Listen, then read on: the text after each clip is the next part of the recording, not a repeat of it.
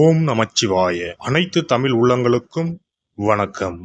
நிகழும் ஸ்ரீ மங்களகரமான குரோதி ஆண்டு ஜூலை மாதம் 17ஆம் தேதி புதன்கிழமை அன்று அனுசம் நட்சத்திரத்தில் ஏகாதசி திதியில் சுப்பிரம் நாமயோகத்தில் வணிசை கரணத்தினில் சித்த யோகம் கூடிய நன்னாளில் இந்த மகத்தான ஆடி மாதம் பிறக்கிறது. ஆடி மாதம் என்றதும் நம் நினைவுக்கு வருவது ஆடிப்பெருக்கு மட்டும்தான். ஆனால் இந்த ஆடி மாதத்தில் நிறைய சிறப்பு அம்சங்கள் உள்ளன. ஆடி செவ்வாய், ஆடி வெள்ளி, ஆடி பூரம், ஆடி அமாவாசை என வரிசையாக நிறைய தினங்கள் கொண்டாடப்படுகிறது. நிறைய சுப தினங்கள் வந்தால் கூட இந்த ஆடி மாதத்தில் யாரும் சுப நிகழ்ச்சிகளை நடத்துவதில்லை. திருமணம் மற்றும் வளைகாப்பு போன்ற சுப நிகழ்ச்சிகளை இந்த மாதத்தில் வைப்பதில்லை. புதுமண தம்பதிகளையும் இந்த மாதத்தில் பிரித்து வைப்பது உண்டு. இந்த ஆடிப்பெருக்கு திருவிழாவின் போது புதுமண தம்பதிகள் புதிய மஞ்சள் கயிறுகளை மாற்றிக்கொள்வார்கள். இந்து ஜோதிடத்தின்படி ஆடி மாதம் ஒரு அசுபமான மாதமாக பார்க்கப்படுகிறது. எனவே இந்த மாதத்தில் திருமணம், சுப நிகழ்ச்சிகள், புதுமனை புகுவிழா என எந்த சுபகாரியங்களும் நடக்காது. இந்த ஆடி மாதத்தை ஒரு சூனிய மாதம் என்றும் கூறுவார்கள். ஆடி மாதத்தை ஒரு சூனிய மாதமாக பார்த்தாலும் இந்த மாதத்தில் ஏராளமான பூஜை மற்றும் விரதம் மேற்கொள்ளப்படுகிறது. இந்த மாதத்தில்தான் சக்தி தேவிகளையும் பைரவர், வாராகி, நரசிம்மர், மகிஷாசுர மர்த்தினி, துர்க்கை அம்மன் போன்றோர்களை பக்தர்கள் மறக்காமல் வழிபடுகின்றனர். எனவே ஆடி மாதத்தில் நிறைய சிறப்பம்சங்களும் இருக்கத்தான் செய்கின்றன.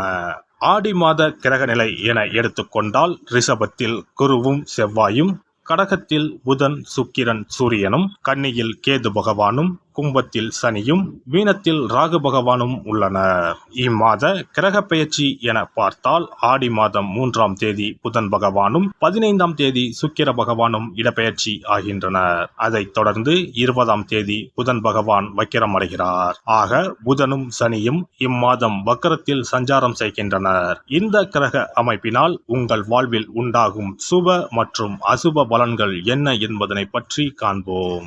பிரதிபலன் எதையும் எதிர்பார்க்காமல் எடுத்த காரியங்களை செய்து முடிக்கும் குணமுடைய கடகராசி அன்பர்களே, இந்த மாதம் எதிர்ப்புகள் விலகும். எல்லா நன்மைகளும் உண்டாகும். பயணம் மூலம் நன்மை கிடைக்கும். செய்யும் காரியங்களால் பெருமை ஏற்படும். காரிய தடைகள் அவ்வப்போது இருந்தாலும் பணவரத்து அதிகரிக்கும். புத்தி சாதுரியம் கூடும். ஆன்மீகத்தில் நாட்டம் அதிகரிக்கும். குடும்பத்தில் சந்தோஷமான சூழ்நிலை காணப்படும். கணவன் மனைவிக்கு இடையே மகிழ்ச்சி நீடிக்கும். உறவு பலப்படும். பிள்ளைகள் மூலம் பெருமை கிடைக்க பெறுவீர்கள். அவர்களது கல்வியில் முன்னேற்றம் காணப்படும். வாய்க்கு ருசியான உணவு கிடைக்கும். பெண்களை பொறுத்தவரை இம்மாதம் புத்தி சாதுரியம் அதிகரிக்கும். எதிர்பார்த்த பணம் வந்து சேரும். பிரச்சனைகள் குறையும். குடும்பத்தில் இருப்பவர்களின் செய்கைகள் உங்களது கோபத்தை தூண்டுவதாக இருக்கும். பிள்ளைகளுடன் அனுசரித்து செல்வது நல்லது.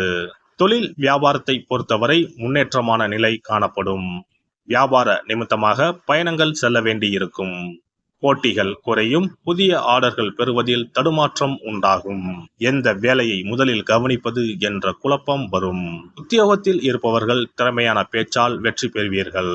வாகன யோகம் உண்டாகும். எந்த ஒரு காரியத்திலும் சரியான முடிவுக்கு வர முடியாமல் தடுமாற்றம் உண்டாகும். மற்றவர்களின் கருத்துக்களை ஏற்றுக்கொள்ள முடியாத நிலை உண்டாகி அவர்களுடன் பகை ஏற்படலாம். கவனம் தேவை. சாமர்த்தியமாக பேசி எதையும் சமாளிக்கும் துணிச்சல் வரும். பணவரத்து திருப்தி தரும். எதிர்ப்புகள் குறையும்.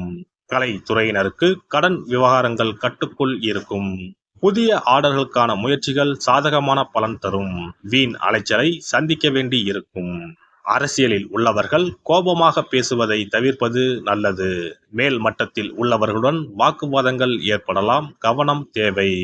மாணவர்களுக்கு கல்வியில் நாட்டம் அதிகரிக்கும். ஆர்வமுடன் பாடங்களை படிப்பீர்கள். நட்சத்திர பலன்கள் புனர்பூசம் 4ஆம் பாதம். இந்த மாதம் நினைத்த காரியத்தை செய்து முடிக்கும் சூழ்நிலை உருவாகும். பண வசதி கூடும். தெய்வ சிந்தனை அதிகரிக்கும். வாழ்க்கையில் இருந்த அதிருப்தி நீங்கி பிடிப்பு உண்டாகும். எதிர்பார்த்த தகவல் வந்து சேரும். இடமாற்றம் உண்டாகலாம். எதிர்பாராத திடீர் செலவுகள் ஏற்படும். பூசம் நட்சத்திரம். இந்த மாதம் தொழில் வியாபாரத்தில் திடீர் செலவுகள் ஏற்படும். எதிர்பார்த்த லாபம் குறையலாம். புதிய ஆர்டர்களுக்காக கூடுதலாக அலைய வேண்டி இருக்கும். உத்தியோகத்தில் இருப்பவர்கள் கடுமையாக உழைக்க வேண்டியிருக்கும். ஆயுள்யம் நட்சத்திரம். இந்த மாதம் குடும்பத்தில் அடுத்தவர்களால் திடீர் பிரச்சனை தலை தூக்கலாம். உங்களது கருத்துக்கு மாற்று கருத்து உண்டாகலாம். கணவன் மனைவிக்கு இடையே மனம் விட்டு பேசுவது நன்மை தரும். பிள்ளைகள் விஷயத்தில் கவனமாக பேசுவது நல்லது. அபிராமி அந்தாதி துதி பாடி அம்மனை வணங்கி வர குடும்பத்தில் நிம்மதி உண்டாகும். காரிய அனுகூலம் ஏற்படும். சிறப்பு தொகுப்பு. ஆடி மாத சிறப்புகள் மற்றும் வழிபாடு தொடர்பான சில குறிப்புகளை பற்றி காண்போம். ஆடி மாதத்தில் சிவனின் சக்தியை விட பார்வதியின் சக்தி அதிகமாக இருக்கும் என்பது ஐதீகம். ஆடி மாத அமாவாசை அன்று மறைந்த முன்னோர்களுக்கு பிதுர் கடமைகளை செய்தால் ஆண்டு முழுவதும் பித்ருக்களுக்கு கடன் கொடுத்த பலன் கிடைக்கும். ஆடி மாதம் சுக்லா தசமியில் திக் தேவதா விரதம் இருக்க வேண்டும்.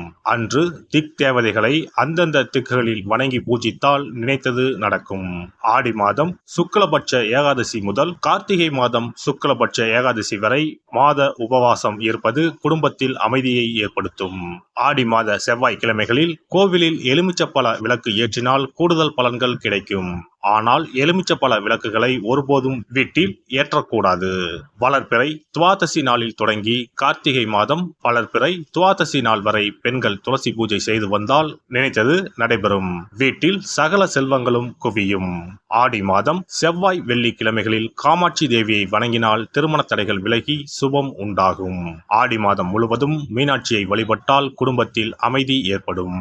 ஆடி மாதம் முத்துமாரியம்மனை மனமுருக வழிபட்டால் திருஷ்டிகள் விலகிவிடும். ஆடி மாதம் சுக்ல துவாதசியில் மகா விஷ்ணுவை நினைத்து விரதம் இருந்தால் செல்வம் பெருகும்.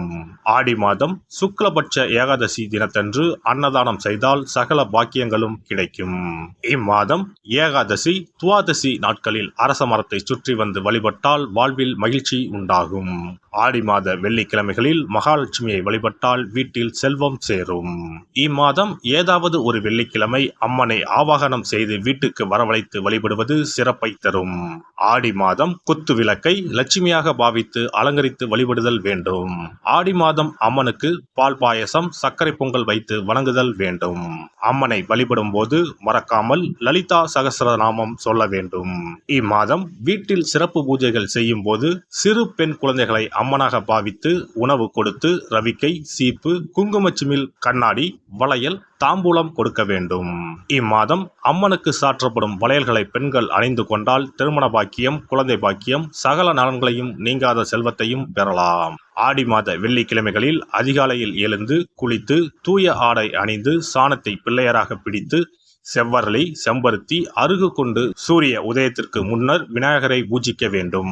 வாழை இலை மீது நெல்லை பரப்பி அதன் மீது கொழுக்கட்டை வைத்து விநாயகரை வழிபட செல்வம் கொளிக்கும்.